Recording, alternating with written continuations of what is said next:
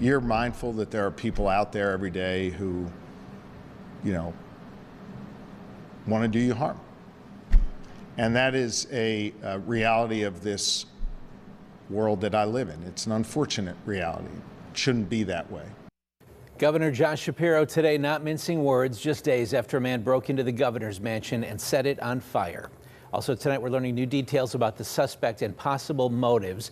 KDKA obtained search warrants in the investigation of Cody Balmer, showing he reportedly called Dauphin County 911 less than an hour after the fire, saying Shapiro needs to know that he, quote, will not take part in his plans for what he wants to do to the Palestinian people and needs to stop having my friends killed.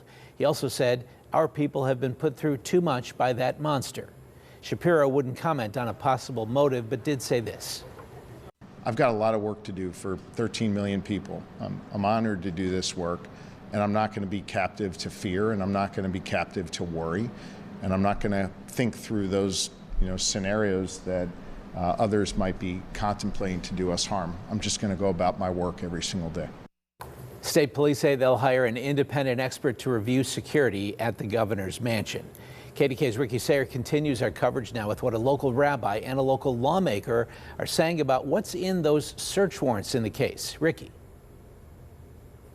Yeah, the search warrant revealed the suspect was motivated by the governor's perceived views on the Israel-Gaza war. We spoke with a local rabbi tonight who says that he stands with Israel while also being critical of their leader.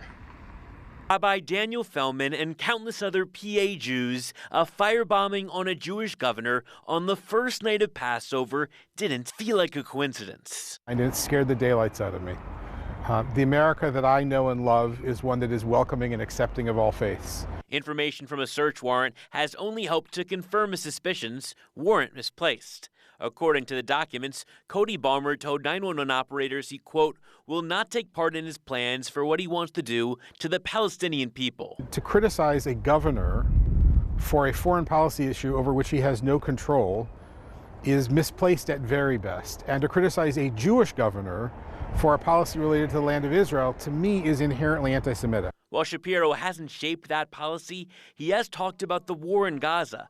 Feldman says they're in line with most American Jews. What I've noticed is the American Jewish community is very divided.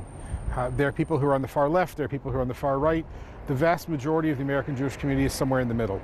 Shapiro has said both Israel is expressing their right to defend themselves while telling the Washington Post that death and destruction in Gaza cannot be ignored. He's called Israel's prime minister one of the worst leaders of all time. He recognizes that Netanyahu is a flawed character. Feldman says, like Shapiro, he falls in the middle. At its heart, it is a recognition that multiple peoples call that land home and call that land holy. And yes, Israel has a right to defend herself, and yes, the Palestinians have a right to live in freedom and security too. Shapiro has also long supported a two-state solution. I'm fairly convinced that had he been a Presbyterian governor, the governor's mansion likely wouldn't have been attacked. Yeah, I think it's about him being a Jew. Is that hard to think about? It's painful. It's very painful. This is the painful reality of living in 2025 in America. The extremes have gotten out of control. I'll also add that the DA in this case is considering ethnic intimidation charges. It's Pennsylvania's version of a hate crime. The co-chair of the state's Jewish Legislative Caucus told us he's considering making changes to strengthen that law. So we have an ethnic intimidation statute which we believe is inadequate to do the things that we believe our communities need to have in terms of tools to combat hatred, not just anti-Semitism, but racism, homophobia, xenophobia.